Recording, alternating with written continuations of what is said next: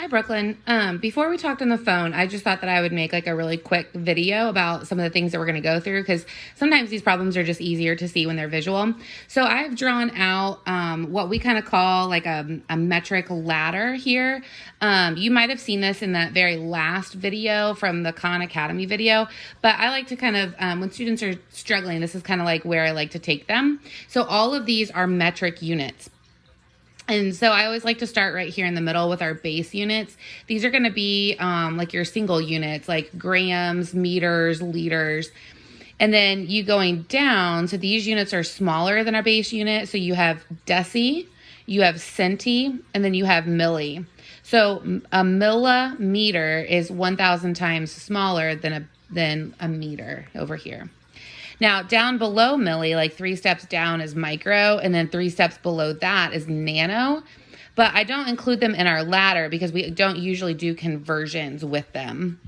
And then our larger units going up and to the left, we have deca and hecto, which are not real common units. But then up here we have kilo, which is a very common unit. So a kilometer is 1,000 times bigger than like a regular meter. Okay, so it would take 1,000 meters to equal 1 kilometer. And then above kilo, we also have this unit called mega. You might have heard of it as like megabytes on a computer. But again, I include this in our ladder to show you where it's at, but we usually don't do conversions with it. So the cool thing about the metric system is that for every step you go, it's a factor of 10. So this is like 10 times smaller. This one's 10 times smaller. This one's 10 times smaller. So if you go 2 steps, it's like 100. And if you go 3 steps, it's like 1,000. So the math becomes really, really easy because when you move like 10, like a factor of 10, really the only thing you're doing is you're moving your decimal one place for a factor of 10. And so that's why we often like to use the metric ladder when we're doing conversions between metric units. And that's primarily what your worksheet is for your factor label worksheet. So here I've given you number 2. So this is a problem that you don't have to do, but that it's on your worksheet. So I thought this would be a good place for us to start. Okay. So here the question is, how many millimeters are in 0.025 kilometers? So the first step is to figure out where you're starting. And so millimeters is where we want to end up and kilometers is where we start. So I'm going to put my pen up here in kilometers. And so this is where we're starting. So now what we need to do is figure out how many steps it is all the way down to milli, sorry. So we have 1, 2, 3, 4, 5, 6. So I moved 6 steps. So I know I need to move my decimal 6 places. And because I went from kilo all the way down to milli, I was moving to the right. So I need to move my decimal to the right 6 places. So I'm going to move my decimal 1, 2, 3, 4, 5, 6. And now I need to fill in these blank bubbles with zeros here. Okay. So now I have my number, which is 25, and it's followed by 1, 2, 3 zeros.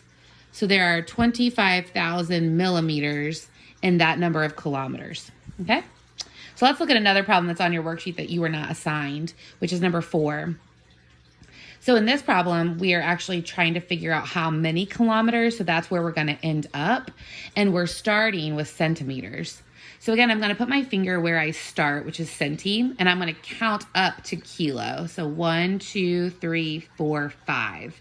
So I went 5 places, but this time I moved my decimal to the left. So because I was moving to the left, I have to move my decimal to the left. So here my decimal is at the end. And so now I go 1, 2, 3, 4, 5. So now my decimal is over here, and these blank loops I got to fill in with zeros. So my answer should be 0.00785 kilometers.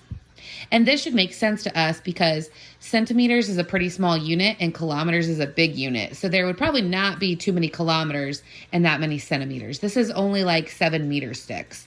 And 1 kilometer is like a mile. So that makes sense to us. Now there is another type of problem on your worksheet. And so I kind of wanted to show you another way to do this for number 12. You have 2 problems on your worksheet. I think number 1 and then I think number 11 maybe, where it's working with units of time. So I wanted to show you kind of another way to do this. So This is asking for the number of hours in a leap year, and a leap year is 366 days. So that's a pretty good place to start. So we're going to write down 366 days. Okay. And like the factor label video showed you with the Tyler DeWitt, we're going to draw a time sign and a line.